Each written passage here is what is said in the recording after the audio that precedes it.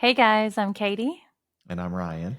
and you're listening to The List, where we're watching IMDb's top 100 greatest movies of all time and telling you which ones are bucket list movies and which ones aren't worth watching. Today, we're talking about the 1940 American drama Grapes of Wrath. Grapes of Wrath. You have to say it like I that. was way too excited when I said it. The Grapes of Wrath. It's not a movie that you want to say that way. I'm misleading you guys already. And I am also misleading you The because Grapes of Wrath. it's not that angry of a movie, but it might be depending on Yeah, how I you feel look at it. like, hmm, It should make you a little bit angry. it I feel should. like I agree. I agree. It should make you angry. But it is a movie and it is titled The Grapes of Wrath and it is based on John Steinbeck's novel of the same name. We talked a lot in this before we watched this. If either of us had ever read, I've read The Pearl by John Steinbeck, but that's the only John Steinbeck novel I've ever read. Which is interesting because I'm an avid, voracious reader. I read a lot and I read a lot of classics. I will say I tend to lean more towards Russian classics, and which is interesting with your the classics communist are like themes. 18, Yeah, that's true. 1800s or earlier, typically, is what Yeah, your classics are, not that's very true. 1939. Not American classics, Yeah. really. Yeah. Actually, my reading education is sorely limited when it comes to American classics, actually. I tend to gravitate towards Russian or I, English authors. I think the American classics that you read are Twilight, Twilight's a classic. Twilight 2, Twilight What's 3, it called? What's Twilight 2 called? What's Twilight 2 called, Ryan? All right. Breaking Dawn. Okay, so pause. We're going to have you name all four Twilight books. There's You've said four Twilight. Off to a rough start. You've said Twilight and Breaking Dawn. What's next? ribbons of blood. Perfect. And number four? Mm, Vampies. You're Night super close. escapades. You're super close. It's Twilight, Hmm. New Moon, New Eclipse, Moon. I knew that. I knew Breaking that. Dawn. You knew What was the that? last one? Breaking Dawn. So you had it. It was just What was the third one then? Eclipse. Oh, I was really close. You were close. I guess You're my very close. American classic knowledge is not It's that lacking good. almost as much as mine is. Hmm. I have also read like Stephen King and These are not classics either. yeah, well that's what I'm saying. It's not that I don't read American authors, it's that I don't when it comes to classics. Oh, you know what? I read a lot of Salinger. Is Salinger American? JD Salinger's American, right? When you say a lot, you mean the one book that he's I've famous read for? every single book that JD Salinger has ever published. Okay. I was Yes, I believe 20. I believe he's an American writer. I was 20 when I read them, so I don't remember them. I remember loving I've only Catcher in the Rye. I've only read Catcher in the Rye. That's I it. think I'm And past the point in my life where Catcher in the Rye is meant to be read. So I think if I read it again, it wouldn't have the same effect. But uh, from there, I read every single one of his books. So okay, I think there were some like anyway. We're not here to talk about J.D. Salinger. We're here to talk about the Grapes of Wrath. But I had never read a Steinbeck novel other than The Pearl, and I remember you kept saying uh, they don't have a Mice and happy Men, ending. and I haven't read one that's got a good ending. Yeah, interestingly, the ending. I'm not going to say that the ending in the movie is a happy one or not, but interestingly, the ending in the book was extraordinarily unhappy. Um, so you were right. I did see that when I was researching that the book ends in a very sad way. So we're going to jump into a summary here. The Joad clan, introduced to the world in John Steinbeck's iconic novel, is looking for a better life in California. After their drought-ridden farm is seized by the bank, the family, led by just paroled son Tom, loads up a truck and heads west. Out on the road, beset by hardships, the Jodes meet dozens of other families making the same trek and holding on to the same dream. Once in California, however, the Jodes soon realize that the promised land isn't quite what they hoped. Dun, dun, dun. That is a very succinct It summary. was succinct. Just often that's what people say about me. So let's talk a little bit about some fun facts about this movie. Not a very fun movie, so maybe I should just say facts about this movie. In 1989, it was one of the first 25 films selected by the Library of Congress for preservation in the National Film Registry. And it was selected for being culturally significant. Yeah, I read that it was the number one, was considered the greatest American film until 1958. Citizen Kane came out.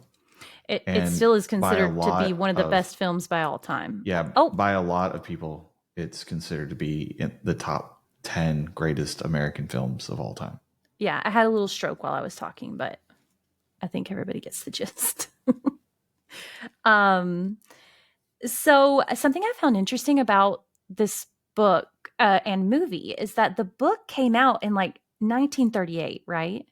39. Steinbeck is observing what's happening in real time and fictionalized it with reality of what's happening. And I think you don't often get to read literature about something that's happening around you right now. Like I could see someone going back and saying, I'm going to write about the Dust Bowl, I'm going to write about the Great Depression and how it affected people. But for this book to come out as this is still happening is extremely interesting to me. And what makes it more so is that the movie came out so quickly after. Yeah. So the book came out in 1 year later. 1938. Yeah. In October 4th, 1939, they started filming. They were done filming by November 16th of 1939, just barely over a month of filming. Really? Yeah, Wow. Okay. they did everything. Like the timeline there is so interesting to me. And the reason I started looking into this is because I read that one of the producers wanted to make sure they were like, certainly these camps can't be as bad as Steinbeck made them seem. So he hired a couple of private investigators to go out to the camps and see how people were being treated. And he found, to his horror, that it was much worse, that he had downplayed how bad these camps are and what people were going through. And so I was just the timeline was striking to me that what they were writing about and then filming about was still actively going on to the point where they could go and see it for themselves. So I think that's very, like, I don't want to say the word impressive. It's very interesting to me that it was all happening right then. Originally, the film was allowed to be shown in the Soviet Union, but was withdrawn once audiences started to notice that even the poorest Americans had a car. So Wow. they were showing it in the Soviet Union to say how bad capitalism was and look at how it fails. And so they let it go for a while, and then all of a sudden people in the Soviet Union were like, wait a minute, they're really poor and they still have a car. So even the poorest people over there, Their little jalopy cars were packed with about 12 people in them they were. and all their belongings that they had to sell and they lost Yeah. Yep. from their farms and stuff. Right. And then we'll move on to awards. This movie was nominated for Outstanding Production, Best Actor, Best Screenplay, Best Film Editing, and Best Sound Recording. It didn't win any of those For Academy Awards. for the Oscars. Mm-hmm. It did win Best Director and Best Supporting Actress. The actress who played Ma Jode, her name was Jane Darnell, and she was the one who won Best Supporting Actress. I'm not at all surprised. No, she was good. It's a great There's a lot of really performance. great actors. Henry Fonda was great as well, but we'll Yes, he get into that was. more. Yeah, actually, a fact about him is we've talked about this in other movies. I didn't realize this used to happen, but Paramount would try to lock them in to say, we want you to stay here. We'll give you this part, but you have to agree to stay here for 7 years and be in our stuff. And Henry Ford was really against that. He really wanted to be independent. And he, Uh, Henry Fonda. Henry Fonda. Did I say Sorry. Henry Ford? Yeah, you're mixing John Ford and Henry Fonda. Yeah, go ahead. Also, the talk about cars got me confused. Henry Fonda um, really was very against being locked into a contract. But he wanted to be in the Grapes of Wrath so badly that he finally agreed to be in a 7-year contract and to be locked in. It's a very long contract. Wow. But this movie made his career. It was like I'm his sure, part. especially with it being. I'm, I, Yeah, I mean, he got nominated for an Oscar, right? right. And And forever being people a thought of best this film. as him. Yeah.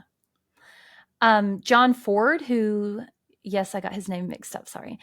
John Ford, who directed the film, banned all makeup and perfume from set. He thought it was tasteless to be producing a movie about the Great Depression and about people's struggles, and then to have, Oh, he wanted them to look real and ragged and yeah. not made up Hollywood nice. Yeah, from what I read, he's an Great interesting choice. director to work with. Well, I mean, he's considered one of the greatest directors of all time, and we've seen Yeah. him in another film already in the top 100, Which one? Stagecoach. Oh yeah, yeah. Yeah, they said he's notorious for only doing one take and saying either no rehearsals or extremely limited rehearsals. Really? One I of didn't the realize that. the very final scene that happens in this movie was unrehearsed and was allowed one take. And it's a very impressive scene. And he did it to create authentic, in the moment Reactions. reactions. Well, and Yeah. that's probably one of the reasons also that it only took them a month to To make a major film. motion picture. Yeah, I agree. That's pretty crazy though. So Yeah. that's really impressive. So at this time, was a really weird time for like attitude towards communism and towards unions. It was a really touchy subject in the U.S. And the pro-union stance of this movie led to both John Steinbeck and John Ford being investigated by Congress during the like Red Scare for alleged communist leanings. So they got into a lot of trouble. I don't think they were ever, nothing ever happened, but just to be accused and then pulled up on a charge like that is probably extremely scary. Mm-hmm. So, those are all my facts. I won't say fun. But I liked learning about this movie. There were a lot of interesting things about the behind the scenes and stuff.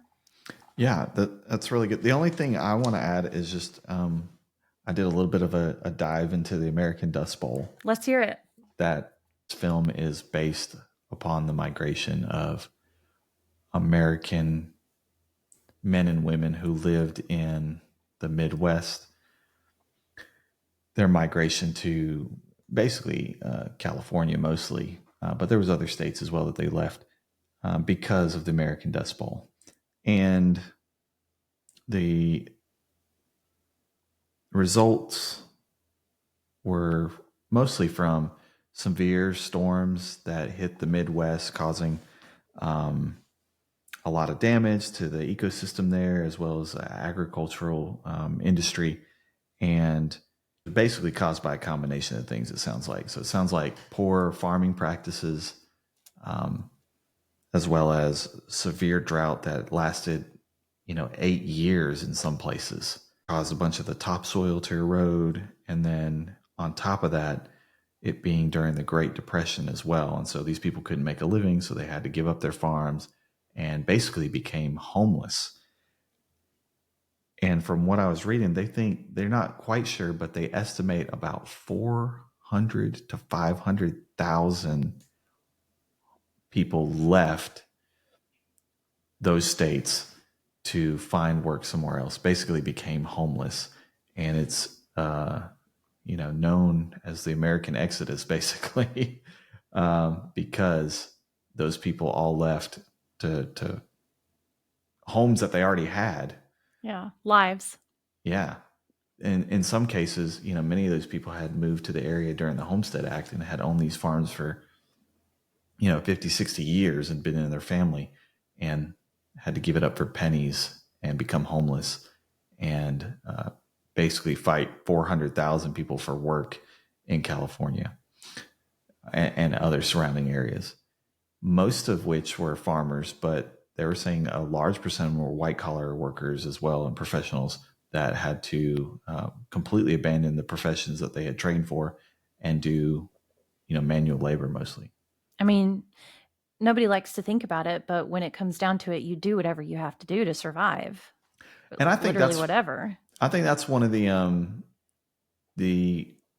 awesome themes of this movie Yeah, actually is that perseverance. despite all the hardship and the trials and the absolutely horrible conditions, this family, for the most part, struggled and did everything that they could to survive. And although it may not have been a very happy, Perfect. perfect Joyful. time, Yeah. they survived and they fought. And so that's one of the cool little themes of this movie. And I think there's a lot of other ones, but that's one of the things that I took away from it is just the perseverance of the human spirit. So Yeah, I totally agree with that. I think this movie is all about surviving. This movie is all about that innate spark that I think people have to continue despite whatever is thrown at you. When it comes down to it, you're going to do what it takes to survive. I do think that's what this movie is about, perseverance. so let's talk about the film. Let's get into the nitty gritty. Let's talk about the story. Story is heartbreaking. It's really sad just to see them jumping from one bad situation to another and to another, sprinkled with a few little moments of temporary relief. But it's really sad, and I think it does a good job of depicting what was going on in that time. What do you think? It it was almost too depressing. Yeah, it was very depressing. That would be my only drawback about it, is that the story is just so heavy. It's so heavy that it just it feels like it just brings you down and down and down and down almost the entire movie. And It's so meant to, that's the though. only thing. And it is meant to, and it's for emotional impact. That's, to me, the big story plot, right? Is it's screaming for somebody to help the plight of these people. And I'm sure the book is more explicit on that.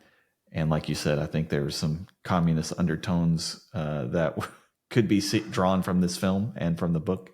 And so that's probably why they were brought up on some charges there. Is, talking about unionization and all those other things. But I thought they did a good job of not making that the main political drive of the movie, but they made it really about the characters Yeah. and the plight of this family to do anything that it took to survive. And so I think they did that really well on a really kind of delicate subject that was probably Charged, for politically sure. charged. What's your score? 8, because the story is so, I think it's a masterful story. I think it's done well. I just think enjoyability wise for the story, it's depressing. It is. I That agree would be with my that. only flaw. I agree with that. I think the story is you're right. He does a really good job of making you care about the characters because you have to find that very good balance. He throws you in first with Tom Joad. You already like him because he's such a smart mouth. He's just out of prison. He hitches a ride with somebody and he's like, "You want to know what I did, don't you?" And he's just not antagonizing him, but very upfront and almost funny. And then he runs into this preacher that he has a backstory with. So already you care about the two characters. Where's his family? What's going to happen? Is he going to find them? And then you get introduced into what is the overall arc of the story, telling about the experience of the American people during this very horrible time in American history. And is it depressing? Yeah, it's a really depressing story, but I think it would have been a disservice to the story and to reality to have made it any more happy than it was. I think that it was meant to be a desolate story, and the fact that it came out as people were still feeling the effects of this period of time shows that, I mean, I just feel like it couldn't have been. It was going to be one of two things: an actual representation of what was going on with a tiny kernel of hope, or an outright feel good story that was meant to bolster people up. And that's not what this movie was. Story wise, I'd give it an 8.5. Good. What do you think about? The only thing I would add to that is that it's like, this is a terrible analogy, but it's like you see two cars about to smash into each other, and you know it's going to end with a terrible crash, but you can't look away. You're Yeah. so enamored with what's going on that you're just like, you can't even scream out and go, ah, it's just, Yeah. it just happens. And you're interested the entire time and you can't look away, type of deal. Even though it's such a Yeah. sad story, you're still kind of drawn into it, going, okay, what's going to happen to these guys? Yeah. Is there hope for them? Is it, what are they going to do? And so I thought that was done really well. Thinking on it, on what you just said, actually, I also have something to add. Okay. I think it's interesting how he explained the plight of a person who has a family and the individual struggle versus the struggle as a whole. Um, Tom Tom Joad at one point really wanted to fight against the man and say, we are people. We just want work. We're not trash. We're not garbage. All we want to do is come here and work. We are Americans who had our homes ripped away from us, and we're just trying to survive. And he wanted to fight against the the what was holding them down, but he had to consider his mom and his pregnant sister and all the people who were depending on him. And I think it really captured that struggle of wanting to make a difference, but realizing that your life is not your own and you have to consider your little individual family along with your allegiance and love for your country and wanting to make it a better place And and fight for what you know is I right. think that's how they gave some dignity to that character, because there were some individuals who didn't stick with the family, right? They just Oh kind of yeah, like took the off yeah, and completely abandoned them. yeah, And tough. yeah. It's tough. Well, I mean, and you always want to judge those characters so badly. But I don't think any of us, I hope that none of us listening will ever have to know that feeling of complete and utter inability to provide for the people that you love. Complete and utter inability. No control, nothing to be done. You are at the will of the universe at that point. And I don't ever want to know that pain or pressure. And so while, yes, I judge his brother in law for running off, I don't judge him too harshly. You could So I see think it. that, You could see how anybody could be pushed to that brink. yeah, And I'm not, that's what this movie's really yeah, about. Is like human decency and dignity. Like, it is just one tragedy after another. Having your home stripped from you, your livelihood stripped from you, your family stripped from you, your just basic decency as a human being stripped from you, put into these camps, forced to work for nothing, starved to death. Um, it's incredible what these people had to go through, and that's the driving theme of the story to me. What did you think about the acting? I thought that this was some of the best acting we've seen in a well, I don't want to say that because we watched Green Mile and that was great acting too. It's different. This is I say this every few movies, but it's almost leaning towards stage acting. Um, but it was very passionate. Um, there were a couple of scenes that really Ma Jode shone in. Like she was extraordinary. Um, I feel like the acting was definitely above average, reaching towards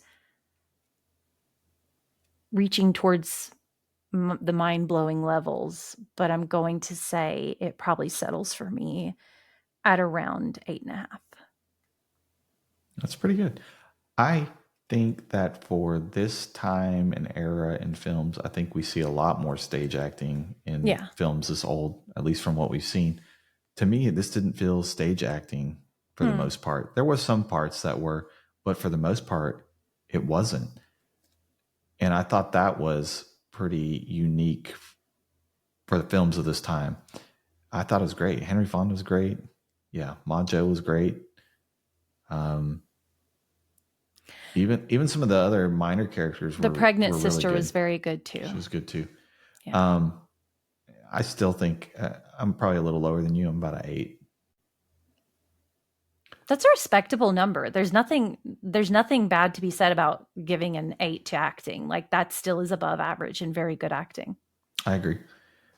So this is where I think the film shines is cinematography. Okay, tell me why. For a film as old as this one, just a lot of the views and the scenes that we get with the car traveling. He's got a lot of ones where he goes face on dialogue to dialogue, like different angles. He's got even little snippets where like people will jump in front of cars and yell things. And I thought the camera work on this was way above anything for that time and era. Even as good as Stagecoach was filmed, I thought this was even filmed better than Stagecoach. I think it's a masterpiece as far as cinematography goes, especially considering how old this film is. I think it's way up there. The lighting and just the way scenes are set up, I think it's done great. Um, I'm like 9.3. I think I'm a little less impressed than you, but not unimpressed. There was a lot of great stuff. There's a scene where Majo's face is lit by a By supposed the match moonlight. strike. Oh, the match strike. Yeah. Yeah, I Okay. read that they put a wire in his shirt sleeve, and he Mm-hmm. could like was able to control it and turn it on and off so that they could control how much Oh, light was cast on her face. that's cool.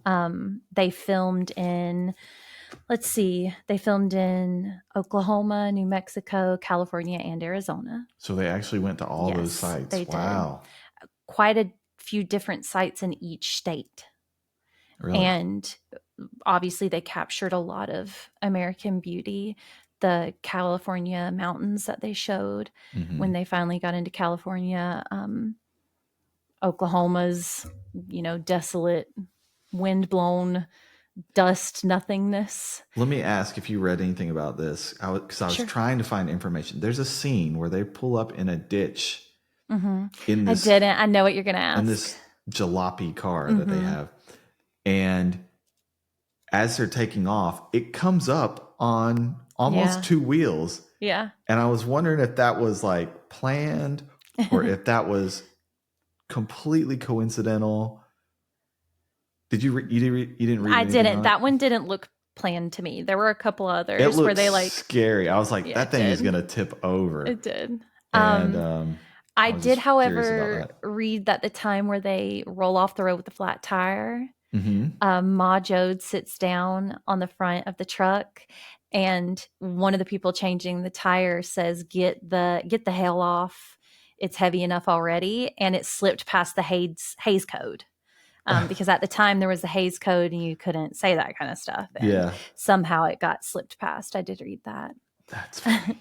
But um, obviously, all of the things that you said, I won't repeat. I agree with them. I think that you're right about the cinematography. It just is a little less impressive to me than it is to you. Even with all the same facts, I would probably say another 8.5. Okay. It's still respectable. Yeah. And the wow factor for you? The wow factor for me is the speed with which they filmed this movie, the way that they turned around from the novel to filming to post production to release is insane to me. I don't know how they did And that to so get that quickly. good a quality of a Yes, movie out of that, none that of is it was. impressive. It didn't look like it suffered at all for it. No. Um, the way the movie was filmed in a way that's almost like a documentary meets a dystopian real rooted view of America, um, with the light fiction thrown in there. And I think that it's going to settle for me in the fact that it was filmed and released in a time where it was still happening. It's just a very much a wow factor for me. So I'm going to give it an 8 for the wow factor. Right there with you. About an 8. I guess just the gravity of the movie and how it conveys that emotion to you. I think that's a little bit of a wow factor for me. Yeah. So I think an 8 as well. I think that's appropriate. Do you think this is a top 100 movie? Absolutely. 100%. How about you? Yeah. Okay. Now, is it a bucket list movie to you? Probably not for Why? me. Though I think it's a fantastic movie. The elements are not all in place to make it 100% a bucket list movie. Like, have to drop everything, go see it. It's not as impactful emotionally to me compared to some of the other ones that have been on the bucket list. But amazing movie, really great movie. And I think I agree with the people who think this is one of the greatest American films ever made. And I think that for itself speaks volumes. If I had one movie to pick in the world, I don't know if I would pick this one to watch. But it's very close. Very, very, very close.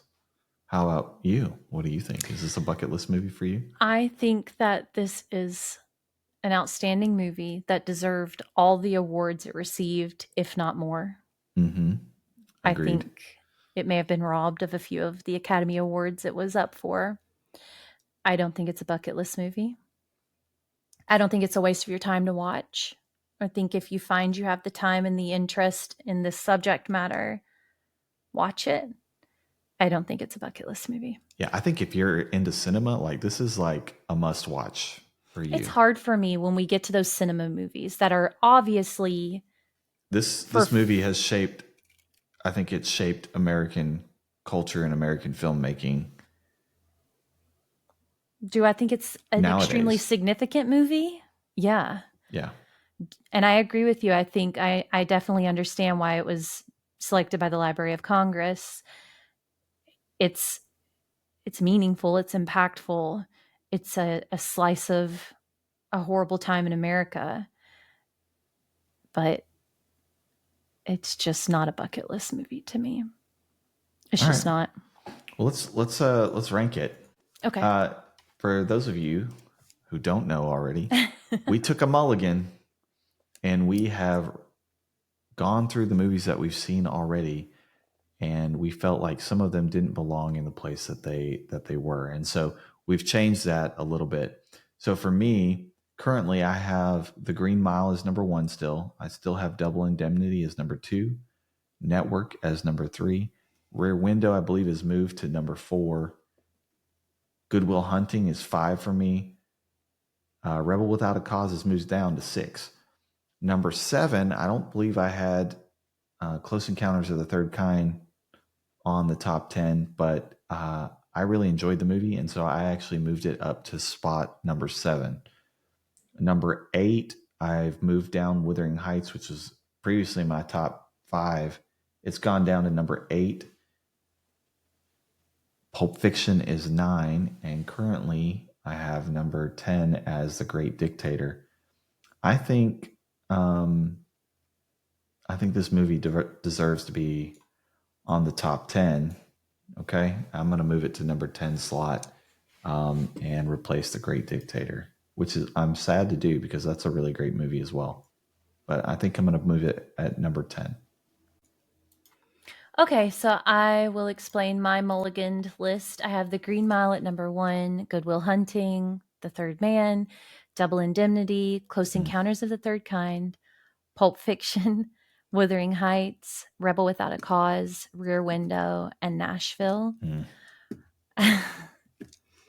I'm actually not going to place The Grapes of Wrath. Wow. I'm going to leave it off the list. Love Again, Nashville. a culturally significant movie, a movie that even I, as just a very casual movie watcher, I can see why it is known as one of the best movies of all time. But this podcast isn't about replicating the Oscars. It's about discussing enjoyment between two people who want to spend time together. And did I enjoy the movie? Kind of, but it definitely wouldn't be on my top 10.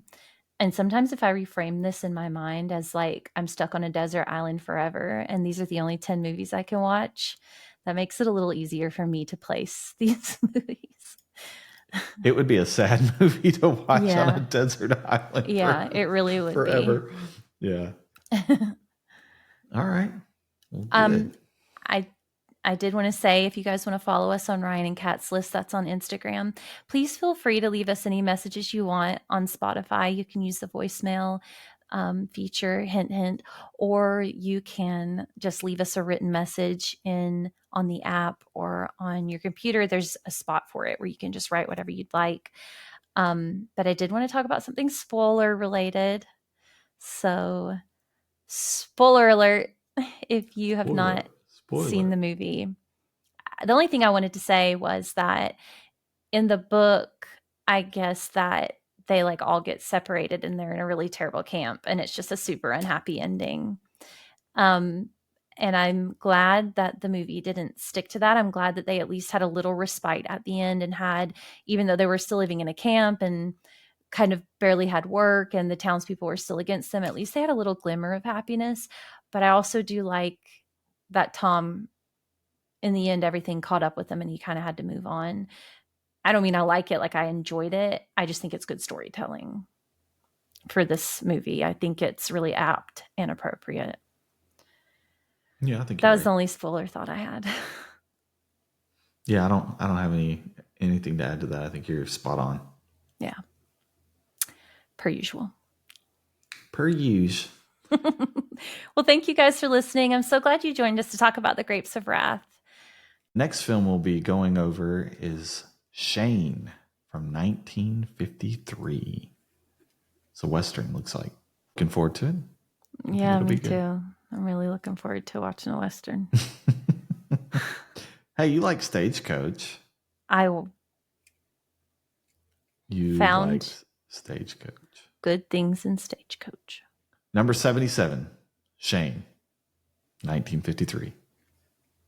We'll see you next time. Thanks for joining Bye, us. guys.